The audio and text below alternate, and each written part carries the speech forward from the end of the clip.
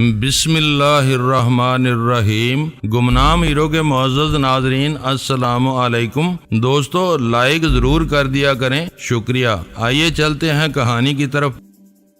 وہ گھر تو پورا بھوت بنگلہ ہے، وہ حسب عادت ایک گہرا سانس لے کر بولا، کوئی چور اچکا ہوتا تو جوتے چھوڑ کر ہی بھاگ نکلتا، لیکن میں نے بزدلی سے بھاگنے کے بجائے ڈٹ کر مقابلہ کرنے کا فیصلہ کیا تو پتہ چلا کہ وہاں نہ کسی آدمی کا وجود تھا نہ بھوت، کچھ شعبدے تھے جنہیں میں تہس نہس کر آیا۔ پوری تفصیل بتاؤ، میں نے اس کے کارنامے میں دلچسپی لیتے ہوئے کہا۔ شراب پیو گے؟ عمدہ قسم کی پرانی اسکاچ ہے۔ تم بھی مت پیو صاحب، وہ برا سا منہ بنا کر بولا۔ شراب ایک دم حرام ہے، میں نے زندگی میں کبھی اسے ہاتھ نہیں لگایا۔ پھر تم کسی کا خون کیا بہاؤ گے؟ مجھے اس کے جواب سے ذرا سی مایوسی ہوئی تھی۔ کیوں؟ وہ حیرت سے تیوریاں چڑھا کر بولا، کسی کی طرف اشارہ تو کر کے دیکھو، اس کا سر گردن سے اتار کر تمہارے قدموں میں لا ڈالوں تو میرے منہ پر تھوک دینا۔ وہ وقت آیا تو شاید تم انسانی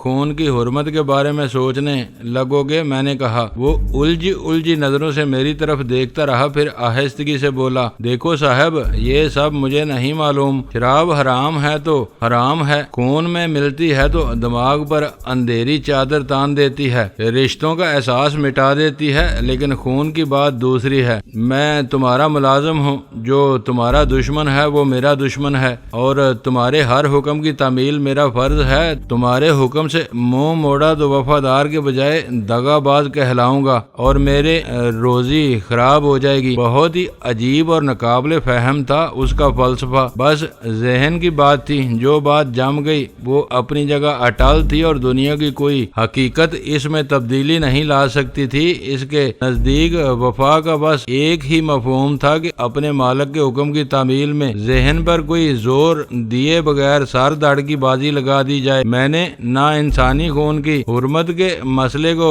مزید کریدا اور نہ اس سے یہ دریافت کیا کہ اگر میں اسے شراب نوشی کا حکم دوں تو اس کا رد عمل کیا ہوگا۔ میرے لیے اسی قدر کافی تھا کہ وہ میرا وفادار تھا اور اس معاملے میں بہت کٹر واقعہ ہوا تھا۔ ہاں تو وہ تفصیل نہیں بتائی تم نے۔ موضوع کی تبدیلی کے ساتھ ہی میں اس کے ساتھ پیش آنے والے واقعات بھی سننے کے لیے بے چین تھا، تاکہ قاسم یعنی سی1 کے بارے میں کوئی پختہ رائے قائم کر سکوں۔ میں عقبی گلی سے احاطے کی دیوار پھاند کر بڑے سکون سے اندر پہنچ گیا تھا۔ وہ بتانے لگا، اندر کئی کمروں کی کھڑکیاں روشن تھیں، لیکن عمارت بالکل ویران نظر آ رہی تھی۔ میں نے 2 مرتبہ پوری عمارت کا طواف کیا، لیکن ہر کھڑکی میں شیشوں کے پیچھے مضبوط آہنی گریل لگی ہوئی تھی، جسے موڑنا میرے بس سے باہر تھا۔ عمارت سے احاطے میں نکاسی کے لیے صرف 2 دروازے تھے اور دونوں ہی مقفل تھے۔ میں نے قسمت آزمائی کے لیے عقبی دروازے کا انتخاب کیا۔ تالا کھولنا میرے بس سے باہر تھا اور مکان خالی تھا، لہذا تھوڑی سی کوشش کے بعد میں نے لوہے کی ایک سلاخ اڑا کر دروازہ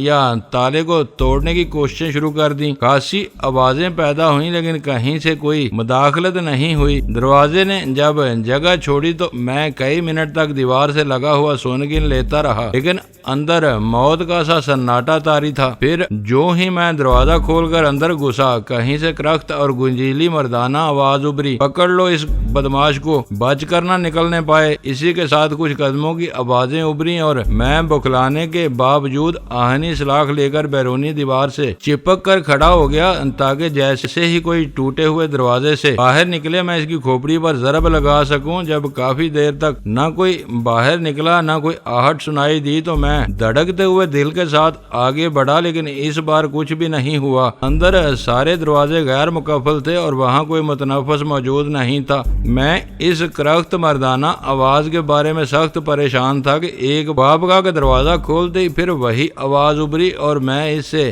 بیٹھ جانے کے خیال سے جنون کے عالم میں کمرے میں گھس گیا، لیکن کمرہ خالی تھا اور ایک ٹیپ ریکارڈر سے وہ آواز ابھر رہی تھی۔ میں نے سلاخیں مار مار کر ٹیپ ریکارڈر کے ٹکڑے کر ڈالے۔ معاملہ معاملہ سمجھ میں آنے کے بعد ڈرائنگ روم میں میز کے نیچے دوسرا ٹیپ ریکارڈر بھی مل گیا، جس کا اسپیکر عقبی راہداری میں دروازے کے عین اوپر لگا ہوا تھا۔ میں نے جلاہٹ میں وہ سب چیزیں برباد کر ڈالی، کیونکہ خالی خوابگاہ میں مردانہ آواز سن کر لہجہ بھر کے لیے میرا ذہن کسی اسیبی چکر کی طرف چلا گیا تھا۔ پھر حقیقت سامنے آتے ہی وہ پریشانی غصے اور جلاہٹ میں بدل گئی تھی۔ پورے مکان میں اس کے علاوہ کچھ بھی نہیں تھا، لیکن میں اس خوابگاہ میں ایک ٹامی گن، ایک رائفل اور 2 پستول موجود تھے۔ میں نے رائفل کی نال ٹیڑھی کر دی، ٹامی گن بھی توڑ دی، دونوں پستول ساتھ لے آیا۔ پستول کہاں ہے؟ میں نے اضطراری لہجے میں سوال کیا۔ وہ معنی خیز انداز میں ہنسا۔ میں پاگل نہیں ہوں صاحب جو انہیں ساتھ لیے پھرتا۔ میں نے سوچا کہ پتہ نہیں کتنی دیر تک تمہارا گھر ڈھونڈنا پڑے،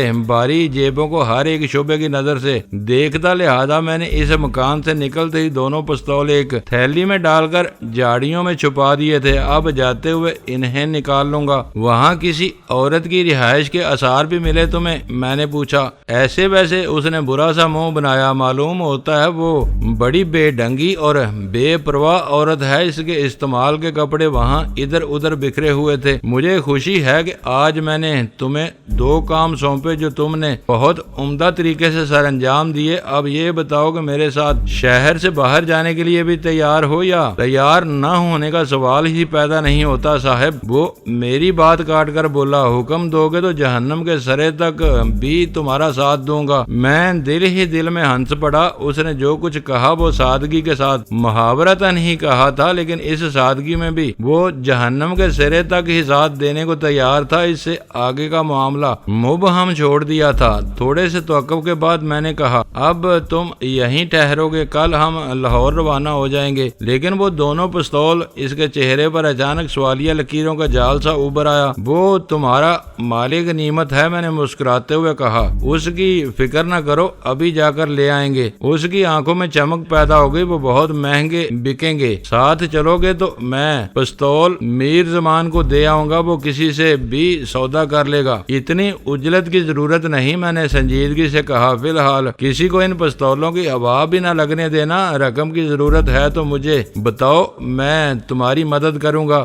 ضرورت تو کچھ نہیں ہے، وہ بجھے ہوئے لہجے میں بولا۔ بس ذرا شوق کی بات تھی۔ دشمن کا اسلحہ چھین لینا یا چرا لینا بہت عزت کی بات ہے۔ میر زمان پستول دیکھے بغیر میری بات کا ہرگز یقین نہیں کرے گا۔ تم اپنی کسی سرگرمی کے بارے میں کسی کو ایک لفظ بھی نہیں بتاؤ گے؟ میں نے اس کے رجحانات کا اندازہ ہوتے ہی سخت لہجے میں کہا، ورنہ کسی قابل ہونے سے پہلے ہی تمہارے ہاتھوں میں آہنی زیور سج جائے گا۔ میرے ساتھ رہنا ہے تو رازداری پر سختی سے عمل کرنا ہوگا، ورنہ تم اپنے ساتھ مجھے بھی مرواؤ گے۔ چلو تم کہتے ہو تو یہ بھی صحیح، اس نے نیم دلی کے انداز میں کہا۔ میر زمان میرے لیے بھائی کی طرح ہے، وہ کسی سے بھی ایک لفظ نہ کہتا۔ تمہاری خاطر میں اسے بھی کچھ نہ بتاؤں گا، لیکن بستر لانے کے لیے گھر تو جانا ہی ہوگا۔ لاہور کا سفر لمبا ہے، بستر کا بغیر میں لکڑی کی برتھ پر نہ سو سکوں گا۔ یہاں بستر بہت ہیں، میں نے اس کی محدود سوچ سے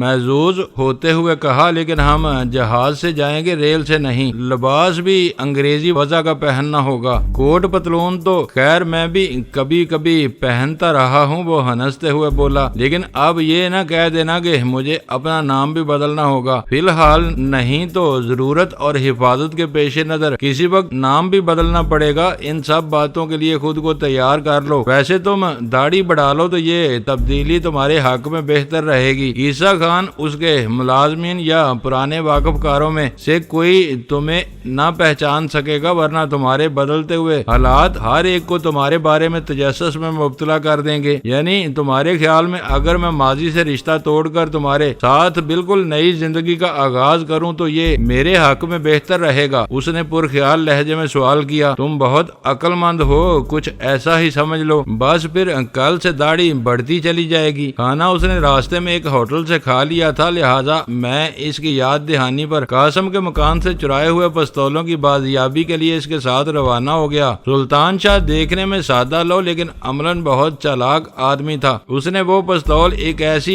ویران جگہ پر جھاڑیوں کی جڑوں میں چھپائے تھے کہ وہ 2-4 دن بھی وہاں پڑے رہتے تو ان کی طرف کوئی متوجہ نہ ہوتا۔ گھر کی طرف واپس لوٹتے ہوئے میرے ذہن پر کامیابی کا خمار طاری طبیعی ہونے لگا تھا۔ سلطان شاہ کی کہانی پہلے تو میں سطحی سمجھ کے ساتھ سنتا چلا گیا تھا، لیکن اب مجھے اندازہ ہو رہا تھا کہ سلطان شاہ نے قاسم کو بہت بڑی دشواری میں مبتلا کر دیا تھا کہ اس کے گھر میں کسی نامعلوم آدمی کی آزادانہ مداخلت تنظیم کے حفاظتی نقطہ نظر سے بہت خطرناک تھی۔ یہ غفلت اس قدر سنگین تھی کہ سکندر علی کے گھر میں میرے خفیہ داخلے کے نتیجے میں اسے ماضی کی تمام تر خدمات کے باوجود بیک جنبش قلم معزول کر دیا گیا تھا۔ مجھے اچھی طرح یاد ہے کہ سکندر علی نے سکندر فارمز پر میرے ہاتھوں مارے جانے سے پہلے بڑی حسرت سے کہا تھا کہ اگر اس کا باس چلتا تو وہ اوپر والوں کو اپنے گھر میں کسی نامعلوم اجنبی کے گھسنے کی ہوا بھی نہ لگنے دیتا، لیکن اس پر اوپر والوں نے رکشی کو مسلط کیا ہوا تھا، جس نے سکندر علی کی واپسی سے پہلے ہی اوپر والوں کے اس سنگین واردات کی اطلاع دے دی تھی۔ اس معاملے میں سکندر علی رکشی کے ہاتھوں مار کھا گیا تھا، لیکن قاسم کے ہاتھ کھلے ہوئے تھے۔ اول تو رکشی اس کی نگران نہیں تھی بلکہ ایک دوست کی طرح اس کے ساتھ رہ رہی تھی۔ پھر سلطان شاہ کی مداخلت سے پہلے ہی قاسم نے رکشی کو اپنے مکان سے گلشن اقبال منتقل کر دیا تھا، لہذا اس کے مکان میں کسی کی مداخلت کا کوئی گواہ نہیں تھا۔ اپنی تمام تر الجھن اور پریشانی کے باوجود وہ چاہتا تو اوپر والوں کو اس واقعے کی ہوا بھی نہ لگنے دیتا اور اس طرح اپنے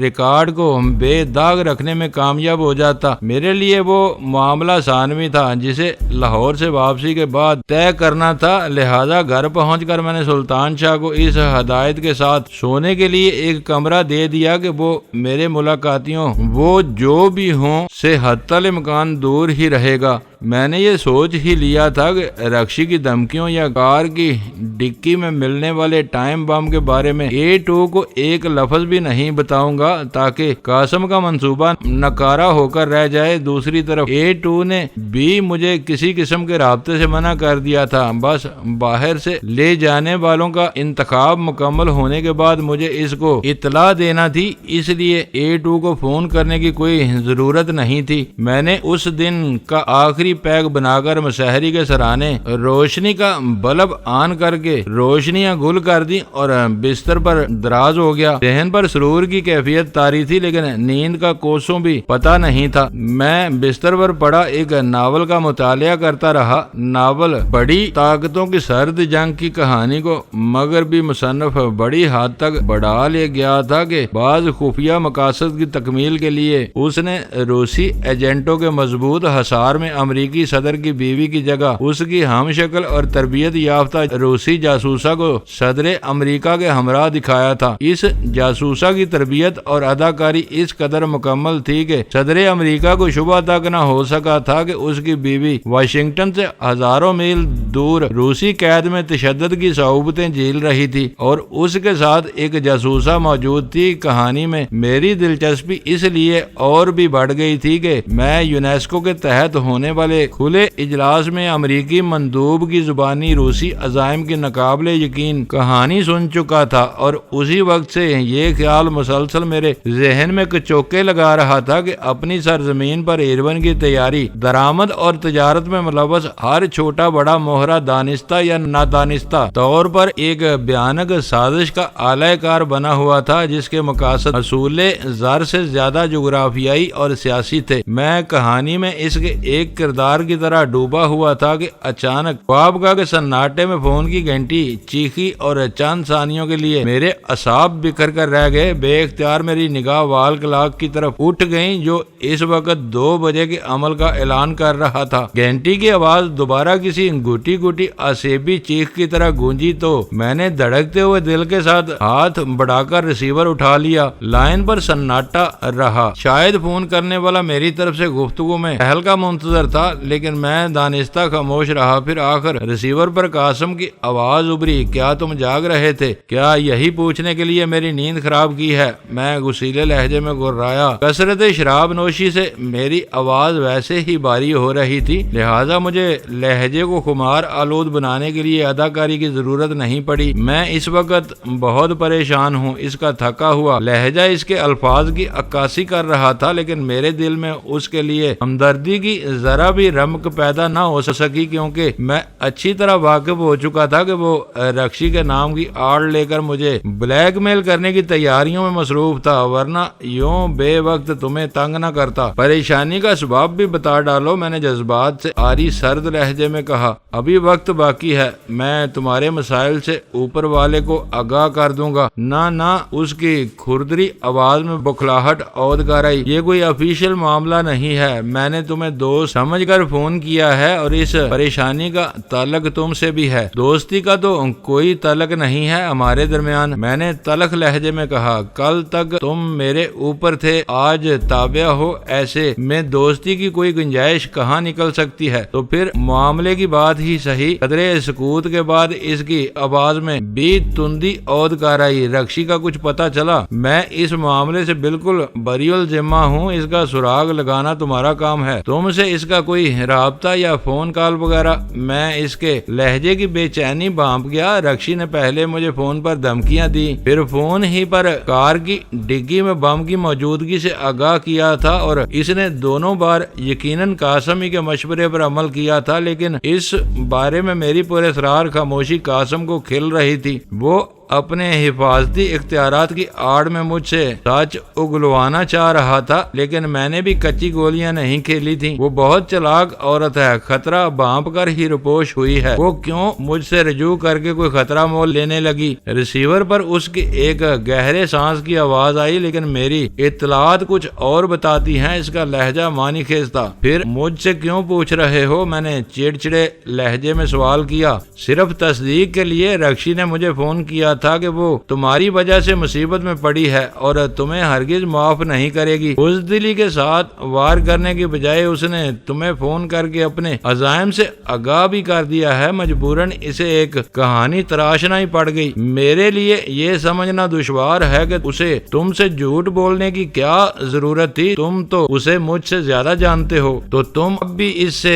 کسی رابطے سے انکار پر اڑے ہوئے ہو۔ اس کا لہجہ تلخ ہو گیا تھا۔ گرمی کھانے کی ضرورت نہیں، میں نے ناصحانہ لہجے میں کہا۔ شاید وہ ہم دونوں کو لڑوانا چاہتی ہے۔ تھوڑی دیر پہلے شاید اسی کے کسی ساتھی نے مجھے فون کیا تھا۔ اس نے بتایا تھا کہ قاسم کے گھر کا کباڑہ کر دیا گیا۔ اس کے ستارے اچھے تھے جو وہ گھر پر نہیں ملا، ورنہ ذبح ہی کر دیا جاتا۔ میں نے تو تم سے خریدنے کی کوشش نہیں کی کہ تمہارے گھر پر کیا ہوا۔ کچھ بھی نہیں ہوا۔ اس کی آواز میں مدافعانہ بوکھلاہٹ نمایاں تھی۔ میرے گھر میں میری مرضی کے بغیر پرندہ بھی پار نہیں مار سکتا۔ اور کیا بکواس کی تھی اس نے؟ مجھے بھی دھمکیاں دے رہا تھا۔ ہو سکتا ہے کہ رکشی نے اس کی بابت تمہیں بتایا ہو سکتا ہے۔ اس کی مصالحانہ آواز ابری، لیکن وہ اس کی کھلی منافقت تھی۔ اسے اچھی طرح معلوم تھا کہ میں رکشی کے بارے میں جھوٹ بول رہا تھا۔ بات صرف اتنی تھی کہ میری زبان سے اپنے گھر میں کسی کی مداخلت کا ذکر سن کر وہ تذبذب میں پڑ گیا تھا، اور اس بات کی اہمیت گھٹانے کی کوشش میں فی الوقت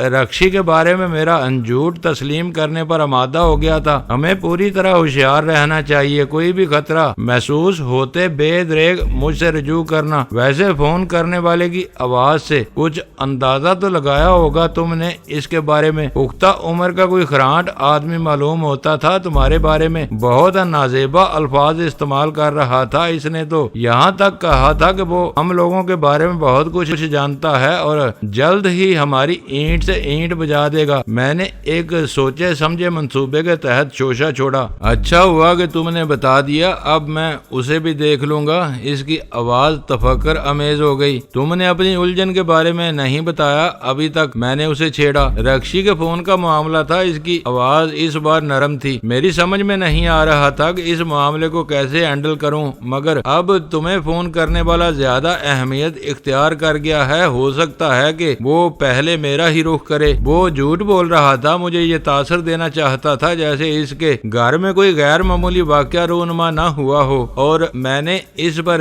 کسی رد عمل کا اظہار کیے بغیر سلسلہ منقطع کر دیا۔ ہم دونوں کے درمیان سرد جنگ کے ساتھ ہی عملی مار کا آرائی بھی جاری تھی، اور ابھی تک ہر اعتبار سے میرا پلہ باری تھا، کیونکہ اس کی اور رکشی کی ملی بھگت میرے سامنے آ چکی تھی۔ سلطان شاہ نے بچشم خود اسے میری کار کی ڈگی میں کوئی ڈبہ رکھتے آتے ہوئے دیکھا تھا، لیکن قاسم سمجھ رہا تھا کہ اس کی ساری حرکات مجھ سے پوشیدہ ہیں۔ دوسری طرف سلطان شاہ نے اس کے گھر میں جو کارروائی کی تھی، اس کا رخ میں نے کسی انجان شخصیت کی طرف موڑ دیا تھا۔ مجھے پوری امید تھی کہ میری لاہور سے واپسی تک قاسم اسی کے چکر میں الجھا رہے گا۔ اگلی صبح سب سے پہلے میں نے فون پر غزالہ کو مطلع کیا کہ لاہور روانگی کے لیے تیاری مکمل کر لے۔ اس کے بعد میں نے سلطان شاہ کو رقم دے کر بازار روانہ کر دیا تاکہ وہ اپنے لیے کچھ قمیضیں، لباس اور ایک چھوٹا سوٹ کیس لے آئے۔ اس مرحلے پر میں اس کے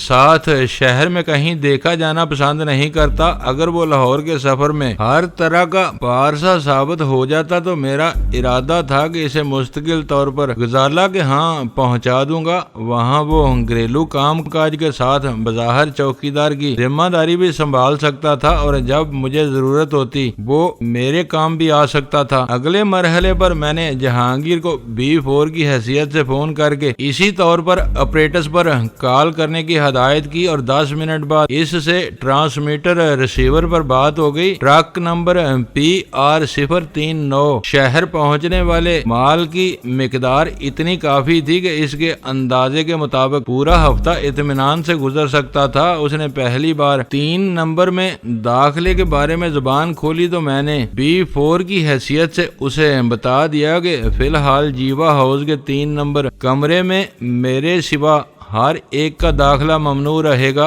پھر اس نے جھجکتے ہوئے بازار میں دوسرے ذرائع سے ہیروئن کی فروخت کا ذکر کر دیا۔ وہ لوگ کون ہیں اور کہاں سے مال لا رہے ہیں؟ اوور، میں نے بدلی ہوئی آواز میں سوال کیا تھا۔ فی الحال صرف 2 آدمی نگاہوں میں آ سکے ہیں سر، جہانگیر کی آواز ابھری، اور وہ دونوں ہی افغان ثابت ہوئے ہیں۔ پتہ چلا ہے کہ آزاد علاقے میں پائندہ گل نامی ایک افغان قبائلی سردار ہیروئن بنا رہا ہے۔ وہ دونوں براہ راست اسی سے مال لے رہے تھے۔ اس بار وہ 400-600 گرام پاؤڈر لائے تھے، لیکن بھاری منافع کے باعث اگلی بار شاید دگنی مقدار لائیں گے۔ اس کی نقل و حمل میں سہولت کے باعث کچھ اور لوگ بھی میدان میں آئے ہیں، لیکن فی الحال ہمارے آدمیوں کی نگاہوں میں نہیں آ سکے۔ اوور، ہر ایسے شخص پر کڑی نگاہ رکھو۔ یہ کہتے ہوئے میرے ذہن میں وہ 2 امریکی نمائندے آرتھر کے الفاظ گھوم گئے۔ ہزاروں میل دور میرے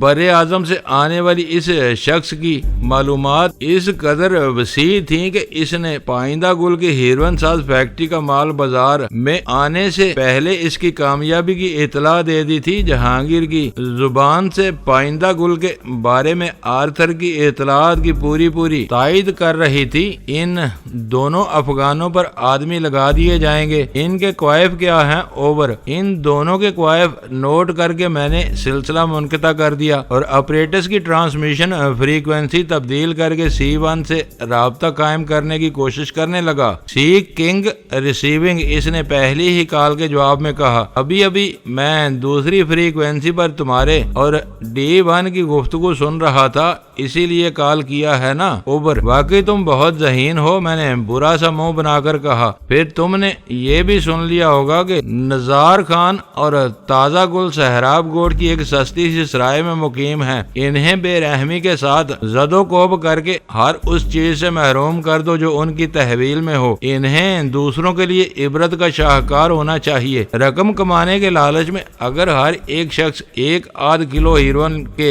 ہیر پھیر میں لگ گیا تو مارکیٹ خراب ہو جائے گی۔ ایسی ہر کوشش کی حوصلہ شکنی ہونا چاہیے۔ اوور، پتہ ہی صاف نہ کرا دوں دونوں کا تاکہ ہیروئن پر ہاتھ ڈالتے ہوئے ہر ایک کا پتا پانی ہو جائے۔ اوور، نہیں، میں نے سختی سے کہا، انہیں زندہ رہنا چاہیے تاکہ ان کی کہانی انہی کی زبانی پھیلے۔ انہیں اچھی طرح یہ معلوم ہو جانا چاہیے کہ انہیں شہر میں ہیروئن بیچنے کی پاداش میں سزا دی گئی ہے۔ وہ مر گئے تو ان کے قریبی 2-4 لوگوں کے سوا کسی کو معلوم نہ ہو سکے گا کہ وہ کون تھے اور کیوں مارے گئے۔ اوور، ٹھیک ہے، وہ فوری طور پر میری رائے سے متفق ہو گیا۔ اس واقعے کی تشہیر ہمارے مفاد میں ہوگی۔ اوور، وہ تمہاری طرف پہنچایا نہیں، وہ تمہاری طرف پہنچا یا نہیں؟ اوور، کام کی بات ختم ہوتے ہی میں نے اس کی دکھتی رگ چھیڑ دی۔ کون؟ اوور، اس نے تحیر امیز لہجے میں سوال کیا۔ وہی جس نے فون پر مجھے تمہارے گھر کا کباڑا ہو جانے کی اطلاع دی تھی۔ اوور، میں نے زیر لب مسکراتے ہوئے میٹھے لہجے میں کہا۔ میں تو اس کا انتظار ہی کرتا رہا۔ وہ جلدی سے بولا، اچھا ہوا کہ تم نے مجھے اطلاع دے دی، کوئی بھی اس طرف آیا تو زندہ بچ کر نہ جا سکے گا۔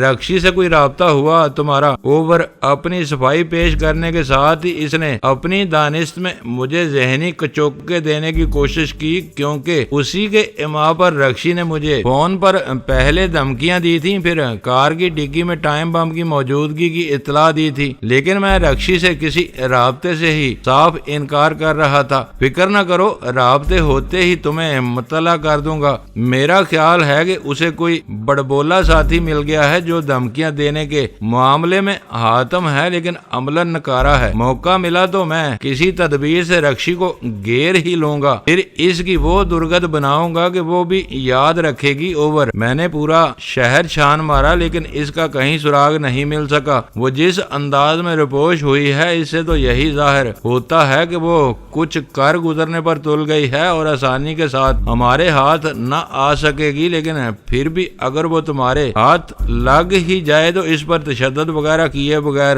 میرے حوالے کر دینا۔ وہ میرا کیس ہے، میں دیکھوں گا کہ وہ کتنے پانی میں ہے۔ اوور، میں ہنس پڑا۔ ارے درگت سے میری مراد تشدد نہیں تھا، میں بالکل ہی پتھر نہیں ہوں، اچھی خاصی جمالیاتی حص کا مالک ہوں۔ اوور، میں نے بات بنا دی، ورنہ درگت کا ذو معنی لفظ میں نے محض اس کا رد عمل دیکھنے کے لیے ہی استعمال کیا تھا۔ رکشی کا کردار کچھ بھی صحیح، لیکن وہ قاسم کی دوست تھی۔ اس نے اضطراری طور پر میرے تشدد سے اختلاف کیا تو میں نے اس کے دل میں رقیبانہ جذبات کو ہوا دے کر اس کی کھوپڑی کو گرما دیا۔ مجھے پورا یقین تھا کہ اس نے اپنے رد عمل پر قابو پانے کی کوشش کی ہوگی، لیکن وہ بولا تو اس کی آواز میں تلخی موجود تھی۔ تم جو چاہو کر سکتے ہو، میں تمہیں حکم نہیں دے سکتا، لیکن بہتر یہی ہوگا کہ تم اس سے دور ہی رہو۔ وہ بہت چالاک ہے، تمہیں رجا کر کسی چکنی مچھلی کی طرح تمہاری گرفت سے نکل جائے گی اور تم اس کی تلاش میں شہر کی خاک چھانتے رہ جاؤ گے۔ اوور، کہاں ہم اس مفروضے میں الجھ گئے، میں نے اکتائے ہوئے لہجے میں کہا۔ وہ ہاتھ آئے گی تو دیکھا جائے گا، فی الحال فوری طور پر نزار خان اور تازہ گل کا بندوبست کرو۔ Over and all. باہر آ کر میں نے اپنا کمرہ مکفل کر دیا اور خان سامہ کو ہدایت کر دی کہ سلطان شاہ لوٹ کر آئے تو میری واپسی تک اسے گھر پر ہی روک لیا جائے۔ اس طرف سے فارغ ہو کر میں دفتر کے لیے روانہ ہو گیا۔ راستے پر میری نگاہیں عقب نما آئینے کا بار بار جائزہ لیتی رہیں، لیکن مجھے پیچھے کوئی ایسی کار نظر نہ آئی جس پر تعاقب کرنے کا شبہ کیا جا سکتا۔ میرے لیے یہ خوشی کی بات تھی قاسم میرے ہاتھوں ایک آدمی کی بے رحمانہ پٹائی کے بعد محتاط ہو گیا تھا، ورنہ نگرانی کرنے والوں سے پیچھا چھڑائے بغیر میرے لیے لاہور روانگی کے پروگرام پر عمل کرنا دشوار تھا۔ دفتر میں معمولات سے فارغ ہو کر میں نے عملے کے سینئر اراکین سے مختصر الفاظ میں بریف کرتے ہوئے آگاہ کیا کہ شہر میں باہر سے آئے ہوئے چند مہمانوں کی وجہ سے یہ امکان ہے کہ شاید میں 2-4 دن دفتر پر توجہ نہ دے سکوں، لہذا جملہ معاملات انہیں ہی نپٹانے ہوں گے۔ میں نے یہ قدم اس لیے اٹھایا تھا کہ کہیں قاسم کو میری اچانک رپوشی کی بھنک نہ مل جائے، ایسی صورت میں وہ اپنا سسپینس دور کرنے کی خاطر میرے دفتر سے بھی رجوع کر سکتا تھا۔ اپنے ایجنٹ سے کراچی تا لاہور آمد و رفت کے 3 اوپن ٹکٹ حاصل کر کے میں غزالہ کی طرف روانہ ہو گیا۔ تینوں ٹکٹ شام کی جہاز کے لیے کنفرم تھے، لیکن ان پر کسی مسافر کے نام کا اندراج نہیں تھا۔ میں ایئرپورٹ پر چیک ان ہونے سے پہلے ہر طرح محتاط ہی رہنا چاہتا تھا۔ میں غزالہ کے گھر پہنچا تو وہ اپنے باپ کے ساتھ بازار گئی ہوئی تھی۔ اس کی ماں نے محبت اور مٹھاس کے ساتھ میرا استقبال کیا۔ دوستو ویڈیو کو لائک ضرور کر دیا کریں۔ ISI پاک آرمی زندہ باد، پاکستان پائندہ باد۔ معزز ناظرین، اپنا خیال رکھیے گا اور اپنے اس چینل کا بھی شکریہ۔